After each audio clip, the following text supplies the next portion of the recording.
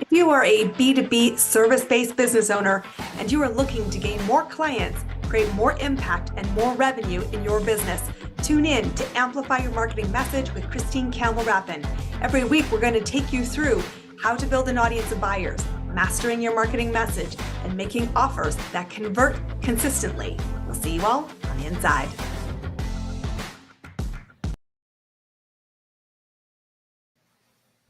There's a lot of buzz and a lot of aspiration when it comes to working with a high-paying client or a high net worth individual.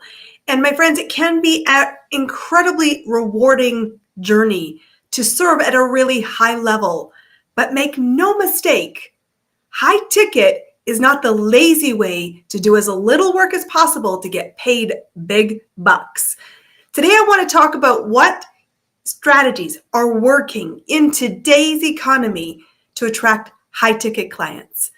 Things that are working for myself and for my clients, because I want you to win if you're prepared to serve at a very high level. My name is Campbell Rapin. I am the host here of Amplify Your Marketing Message, and I help business owners create predictable client growth and particularly serve at a very high level. And I'm going to show you how to win with high tickets today. So first off, let's just set the scene. High ticket clients is a really broad term. It's an industry jargon, and it means something different to every business owner.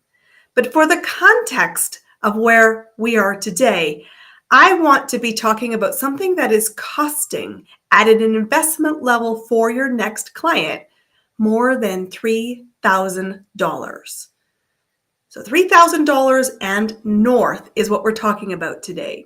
And a high ticket buyer, customer or client, use that word that sits well for you, has different expectations than somebody who is looking at a program, service, or offering for only a couple $100.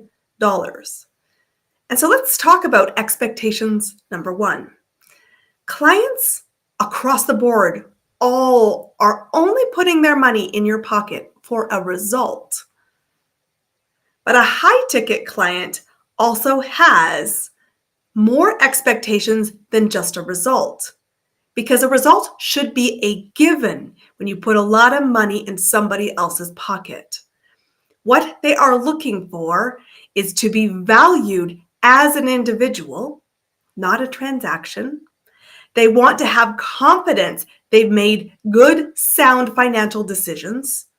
And they want to have certainty that not only can you talk a good game, you will walk a good game hand in hand, helping that particular individual get the result as promised. And if you are unprepared to meet those four expectations, please stay serving lower ticket offers because we want to raise the standard.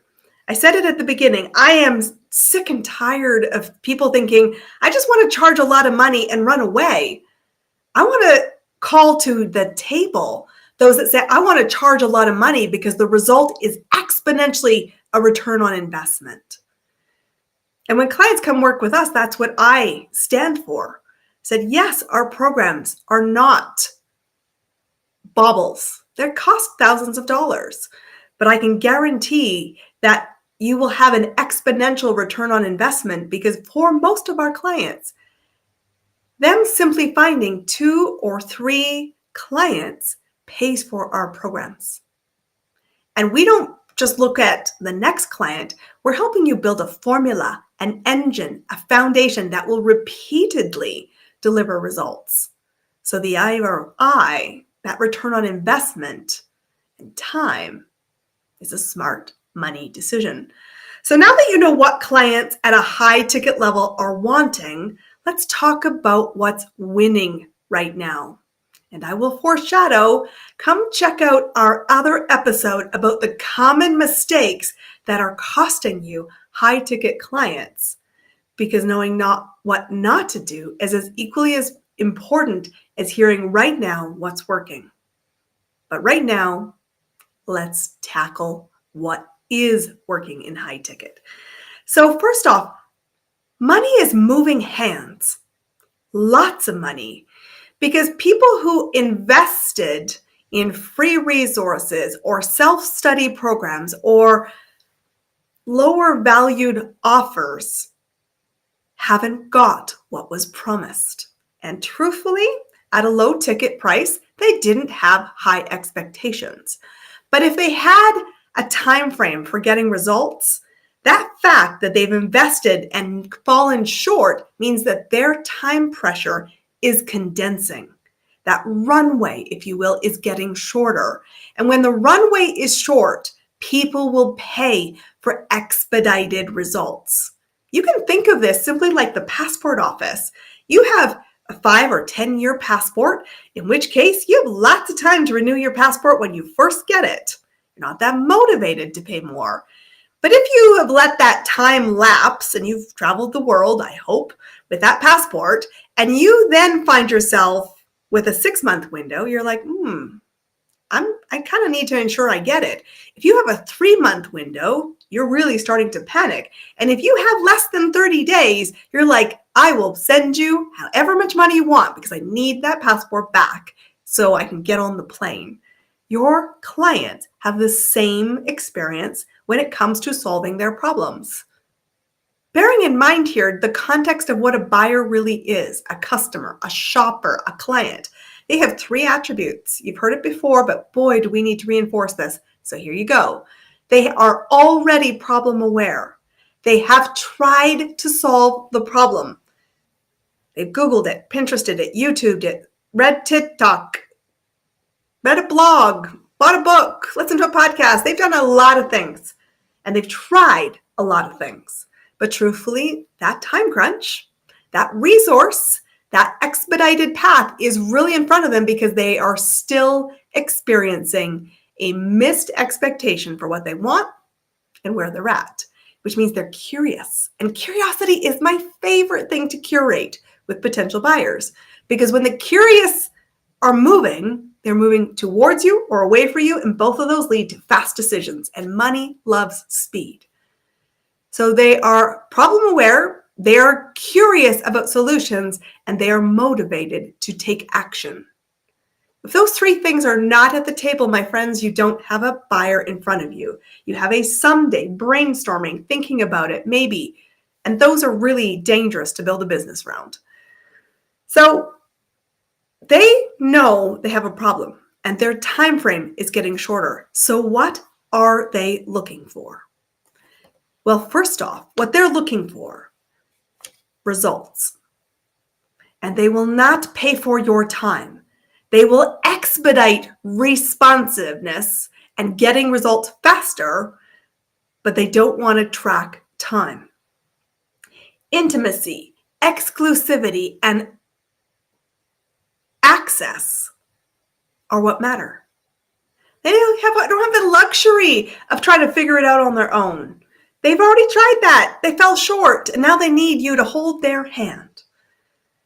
They are looking for measurable wins. They need progress. They do not expect perfection. And they do not honestly even expect a straight line because they're the wild card. And their past behavior shows they're not a straight line. But they are looking for measurable progress. And you have to help them measure that beyond and including money, time, health, relationships, and look after the multifaceted wealth equation that drives human behavior. They are also looking for something that is customizable. And you can go from a level of a little to a lot, depending on how you want to build your business foundations. I'll give you a couple of examples. You might have a program that is 80% the same for everybody. And you might have 3 variations at one component. People can pick their own adventure. And they feel that program is customized to them and they're happy. But they're not happy when it's one size fits all. And other times people will come in and say, I want a full customization. I want every toolkit you've got at the disposal. And I want you as the business owner to pick the next tool based on where I'm at, what I need, what support I require.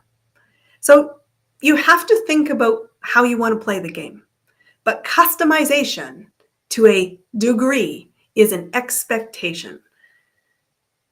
So we talked a lot about expectations, both what they expect at a high ticket price and what they are looking for in terms of what matters.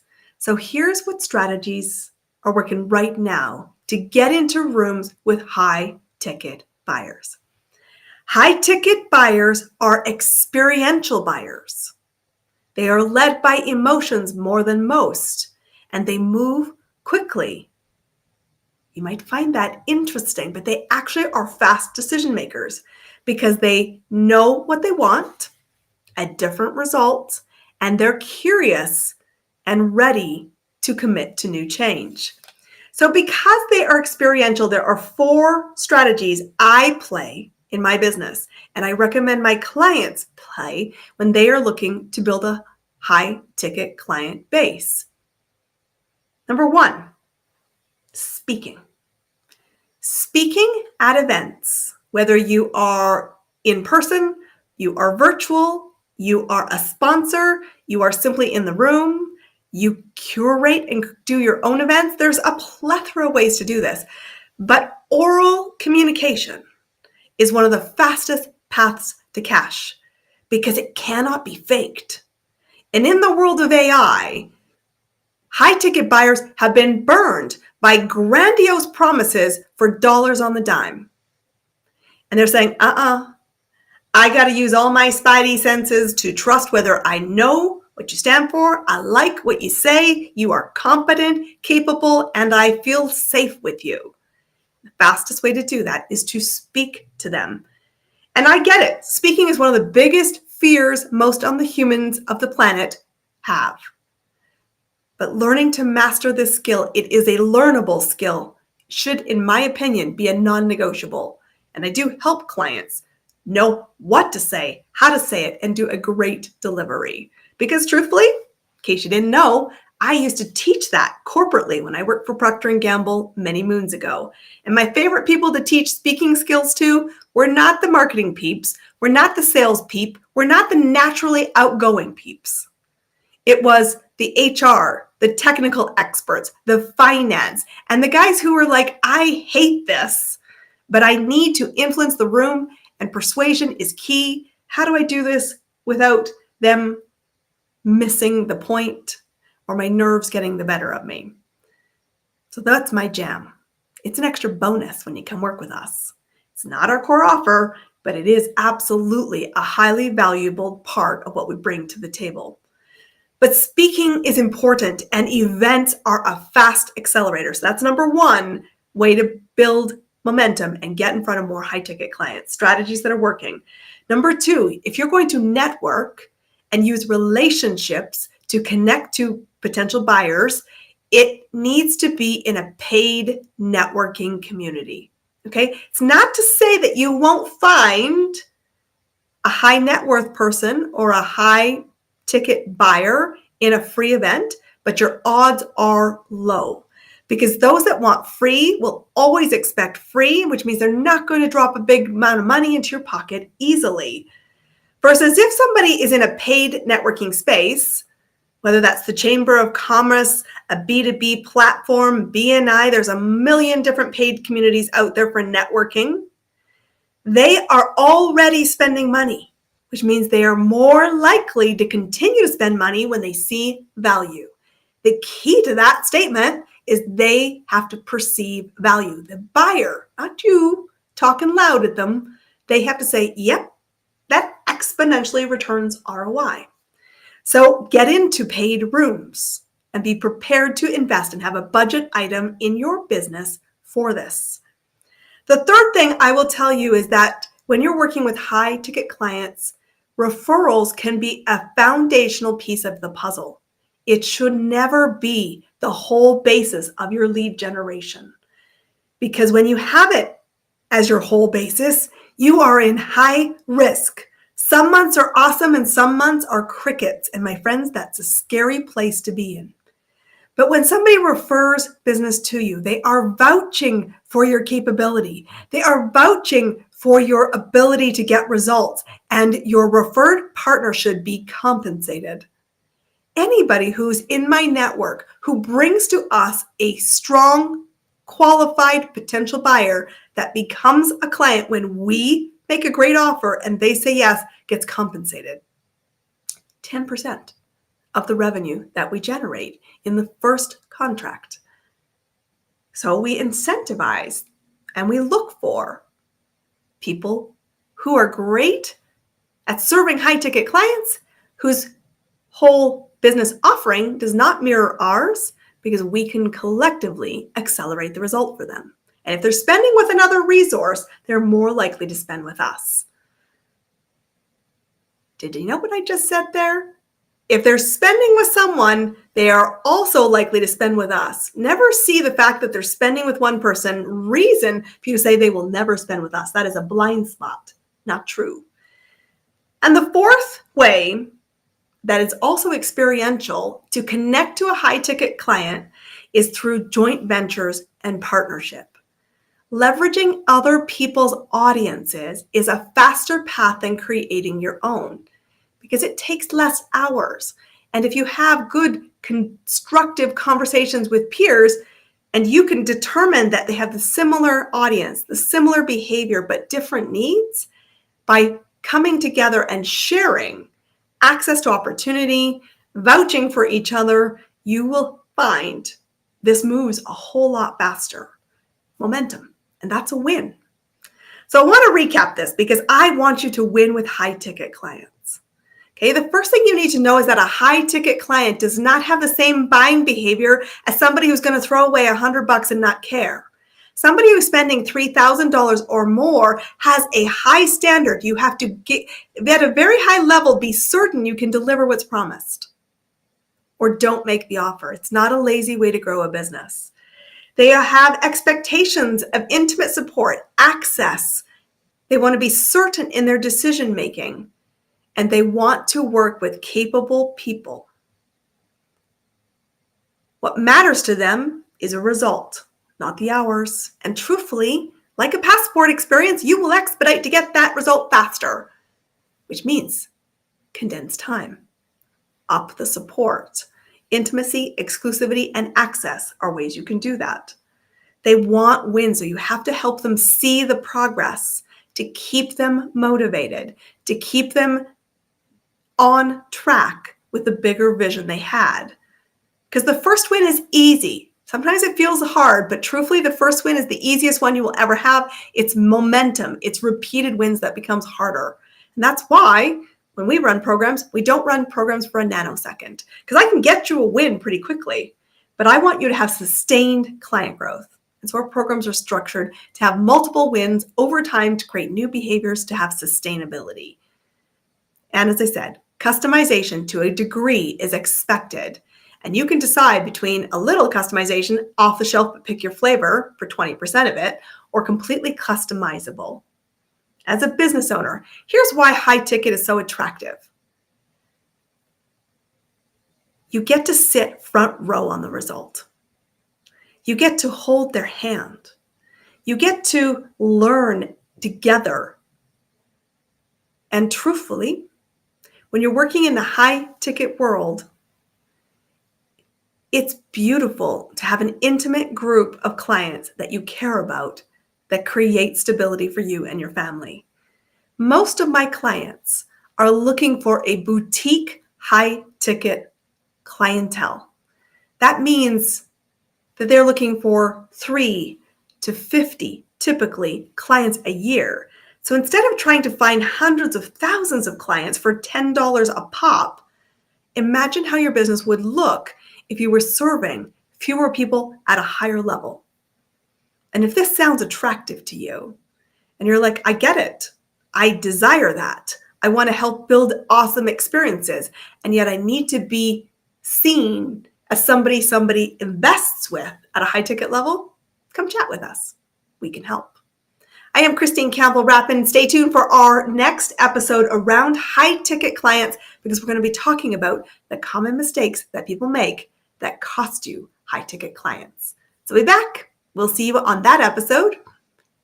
I'll see you soon. That's a wrap on another amazing episode of Amplify Your Marketing Message with me, your host, Christine Campbell Rapin. Be sure to subscribe on your favorite podcast platform so you don't miss another great episode. And be sure to visit christinecampbellrapin.com/podcast to get a free resource on how to master your marketing message. We'll see you all on our next episode.